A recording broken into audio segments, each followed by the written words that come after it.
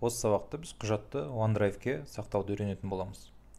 Алдымен OneDrive деген не, сол жөнінде шамалы ақпарат қарастырып кетейік.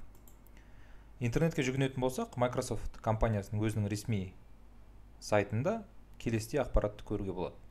OneDrive деген ол бұлтты сақтау орны, яғни облачное хранилище. Ол жерде тек қана құжаттарды емес, сіздер кез келген өзіңіздің файлдарыңызды, яғни сурет болуы мүмкін, аудио файлдар, видео файлдар, кез келген файлдарды сіз сақтай алатын қойма, сөйтіп айтуға болады. Енді бұл Microsoft компаниясының өзінің өнімі болғандықтан офис бағдарламаларымен өте үлкен байланыс бар. Яғни сіз Word, Excel және басқа да офис бағдарламаларының файлдарын сақтап өңдей аласыз. Қандай мүмкіндіктер береді? Бұл сіз біріншіден қашықтықтан қол жеткізу мүмкіндігі бар. Яғни кез келген жерде интернет бар болатын болса, сіз бірден сол өзіңіздің файлдарыңызға қол жетімділік болады.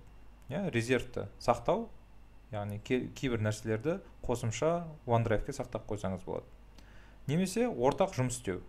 Осы тұсы өте пайдалы болуы мүмкін. Яғни бір файлды бірнеше адам болып өңдеу қажеттілігі туындаса, сіз оңай ол нәрсені істей аласыз. Яғни OneDrive-қа жүктейсіздерді бірден бірнеше адам сол файлды өңдей алады.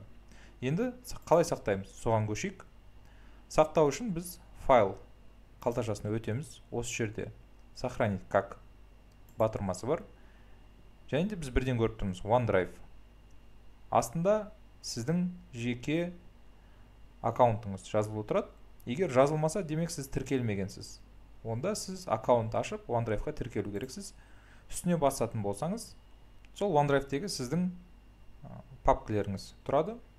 Үстіне кәдімгі өзіңіздің компьютеріңіздегі папкадегідей екі рет шертетін болсаңыз, ол сізге сол жерге құжатты сақтауға кеңес береді. Мысалы, біз құжат 1 деп алдында атау берген болатынбыз, сақтасақ, қазір ол тікелей OneDrive-ке сақталатын болады.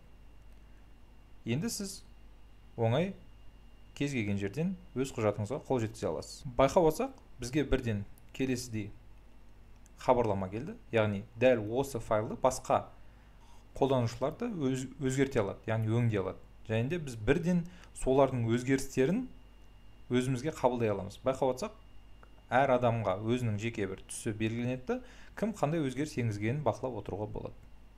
Осымен бүгінгі сабағымыз аяқталды. Сабақ түсінікті болса, келесі сабақта кездескенше.